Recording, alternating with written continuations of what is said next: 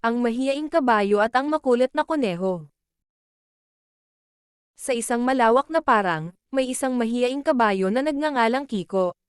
Si Kiko ay kilala sa kanyang mabilis na takbo. Sa kabila ng kanyang bilis, madalas siyang mag-isa dahil sa kanyang kahihiyan. Takot siyang makihalubilo sa ibang mga hayop sa parang. Isang araw, dumating ang isang makulit na kuneho na nagngangalang Tutoy.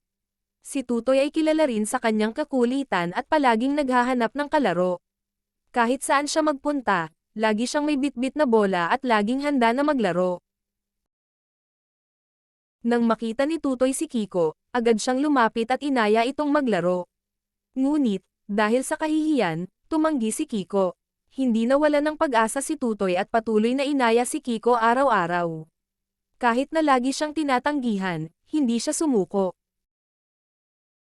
Sa wakas, isang araw, pumayag si Kiko na maglaro kasama si Tutoy. Naglaro sila ng habulan sa malawak na parang. Sa unang pagkakataon, nakita ni Kiko ang kasiyahan sa pagkakaroon ng kaibigan.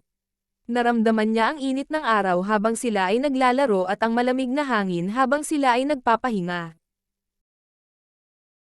Mula noon, naging magkaibigan na sila ni Tutoy. Natutunan ni Kiko na ang pagkakaroon ng kaibigan ay mas mahalaga kaysa sa kanyang kahihiyan.